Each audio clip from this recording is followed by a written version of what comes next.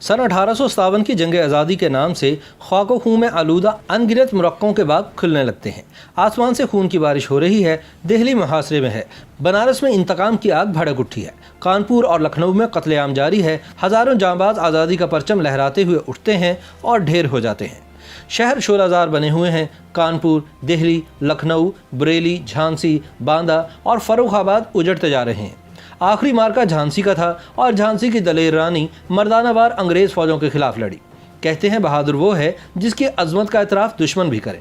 जब रानी ऑफ झांसी का नाम आता है तो अंग्रेज जर्नैलों से लेकर अंग्रेज मुअर्रिखों तक सभी के सर एहतराम से झुक जाते हैं। सन 1857 की जंग आज़ादी की ये हीरोइन अपनी दानाई, दलेरी, इंतजामी सलाहियत और जंगजूयाना सिफात की बदौलत तारीख में हमेशा जिंदा रहेगी। रानी झांसी का नाम बचपन में मन्नूबाई था, जो बाद में लक्ष्मीबाई के नाम से मारूफ हुई। ये झांसी के राजा गंगाधर राव की दूसरी बीवी थी।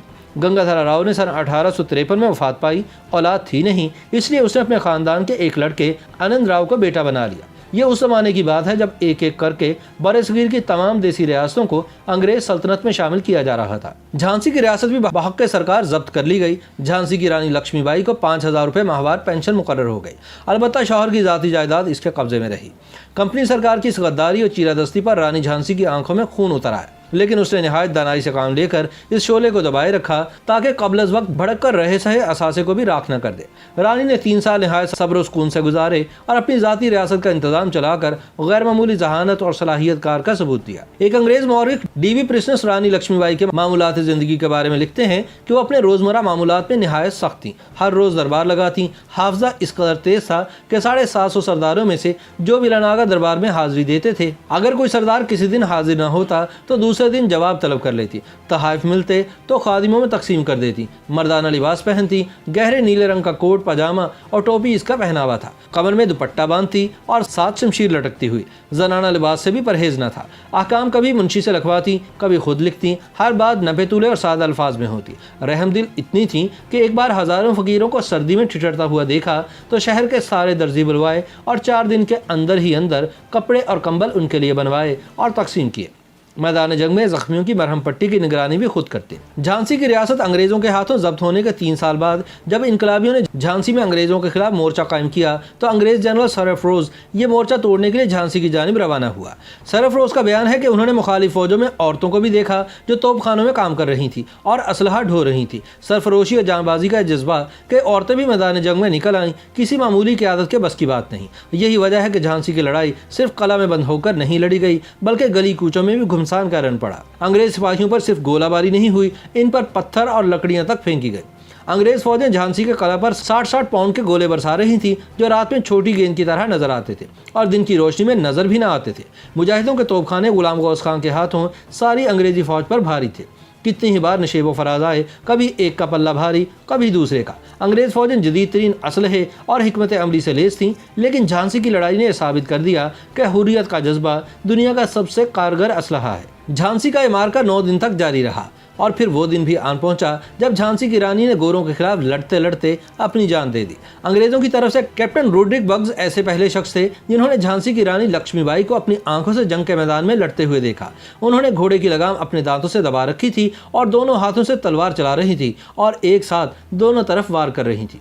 इस जंग में हिस्सा लेने वाले जॉन हेनरी सिल्वेस्टर ने अपनी किताब recollections of the campaign in Malwa and central India में लिखा है कि अचानक रानी जोर से चिल्लाई, मेरे पीछे आओ, और 15-20 घुड़सवारों की एक नफरी इनके पीछे चल पड़ी। वो जंग के मैदान से इतनी तेजी से निकली कि अंग्रेज फौजियों को इसे समझने में कुछ सेकंड्स की देर हो गए। अचानक रोड्रिक ने अपने साथियों से चिल्लाकर कहा, that's the Rani of Jhansi, catch her.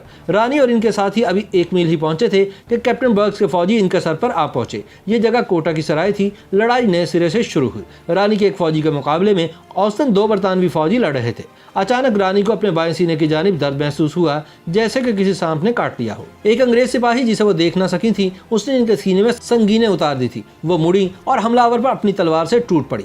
रानी की चोट बहुत गहरी नहीं थी, लेकिन खून तेजी से निकल रहा था। अचानक घोड़े पर दौड़ते हुए इनके सामने पानी का चश्मा आ गया। रानी ने सोचा कि अगर वो छलांग लगाकर आबशार के पार हो जाएं तो कोई इन्हें नहीं पकड़ सकेगा। इन्होंने घोड़े को एड़ लगाई, लेकिन घोड़ा छलांग लगाने की बजाय इतनी तेजी से रुका कि वो इसकी गर्दन तक सिरक कर पहुंच गई। इन्होंने दोबारा महमीज लगाई, लेकिन घोड़े ने 1 इंच भी आगे बढ़ने से इनकार कर दिया। उस वक्त झांसी की रानी ने अपनी कमर में दर्द महसूस किया कि किसी ने बाईं जानिब से तेज वार किया था। फिर इनको राइफल की एक गोली लगी और तलवार हाथ से छूटकर जमीन पर गिर पड़ी। इन्होंने इसी हाथ से कमर से निकलने वाले खून को रोकने की कोशिश की। इसी हाल में रानी ने अपनी पूरी कुव्वत से एक अंग्रेज फौजी पर तलवार चलाई जो सिर्फ इसके कंधे को ही जख्मी कर पाई। रानी घोड़े से नीचे गिर पड़ी। इसके बाद इनके फौजियों में से एक ने अपने घोड़े से उतरकर इन्हें गोद में लिया और इन्हें करीबी मंदिर में ले गया। रानी उस वक्त तक जिंदा थी। मंदिर के पुजारी ने इन खुशखोंटों को एक बोतल में रखे दरिया गंगा के पानी से तर किया। झांसी की रानी की हालत बहुत खराब थी। आहिस्ता आहिस्ता वो अपने हवास खो रही थी। दूसरी जानिब मंदिर के अहाते के बाहर फायरिंग मुसलसल जारी थी। आखिरी सिपाही को मारने के बाद बरतानवी फौजी ने समझा कि इन्होंने अपना काम मुकम्मल कर लिया है। इसके बाद रोडिट ने बुलंद आवाज से कहा, वो मंदिर के अंदर गए हैं, उन पर हमला करो। रानी ऑफ झांसी अभी जिंदा है। दूसरी तरफ पुजारियों ने रानी के लिए आखिरी लम्हात की दुआएं शुरू कर दी। रानी की एक आंख अंग्रेज फौजी की कटार से जख्म से बंद थी। उन्होंने वो मुश्किल अपनी दूसरी आंख खोली। इनकी आंखों में धुंधलापन था और मुंह से वक्फे वक्फे से लफ्ज निकल रहे थे। दामोदर, मैं इसे तुम्हारी निगरानी में छोड़ती हूँ। इसे छावनी ले जाओ, दौड़ो उसे ले जाओ। बमुश्किल उन्होंने अपनी गर्दन से मोतियों का हार निकालने की कोशिश की, लेकिन वो बेहोश हो गए। मंदिर के पुजारी ने इनकी गर्दन से मोतियों का हार निकाला और मुहाफिज के हाथ में देकर कहा, इसे दामोदर के लिए रखें। रानी की सांसें तेजी से चलने लगी। जख्म से निकलने वाला खून फेफड़ों में जमा होने लगा। आहिस्ता आहिस्ता वह डूबने लगी। यकजक इनमें फिर से जान आ गई। इन्होंने कहा कि अंग्रेज़ों को मेरा जिस्म नहीं मिलना चाहिए। यह कहते ही इनका सर एक तरफ झुक गया। इनकी सांस एक बार फिर तेज हुई और फिर सब पुरसुकून। झांसी की रानी लक्ष्मीबाई की रूह परवाज कर चुकी थी। रानी के चंद मुहाफिजों ने फौरन लकड़ियां जमा की और रानी के जिस्म को इस पर रखकर आग लगा दी। इनके इर्द गिर्द राइफल चलने की आवाज़ें बढ़ती जा रही थी। मंदिर के बाहर अब तक सैकड़ों बरतानवी फौजी जमा हो चुके थे। मंदिर के अंदर से अंग्रेज़ों पर सिर्फ 3 राइफलें गोलियां बरसा रही थी। पहले एक राइफल खामोश हुई, फिर दूसरी और फिर तीसरी भी खामोश हो गई। जब अंग्रेज मंदिर में दाखिल हुए तो वहां से कोई आवाज़ नहीं आ रही थी। सब कुछ पुरसुकून था। सबसे पहले रोड्रिक बग्स अंदर दाखिल हुए।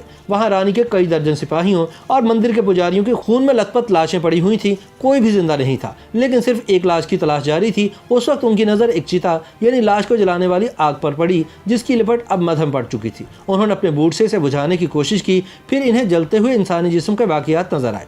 रानी की हड्डियां तकरीबन राख हो चुकी थीं। यूं झांसी की दलेर रानी की लाश अंग्रेजों के हाथ नहीं लग पाई। YouTube पर गूगली न्यूज देखने के लिए youtube.com की सर्च बार में गूगली न्यूज टीवी टाइप करें। गूगली न्यूज के पेज पर सुर्ख रंग के सब्सक्रिप्शन वाले बटन पर क्लिक करना ना भूलिए। YouTube पेज पर अपलोड होने वाली वीडियो से बाखबर रहने के लिए बेल आइकन पर क्लिक कीजिए। आपको हर नई वीडियो के बारे में नोटिफिकेशन मौसूल हो जाएगा।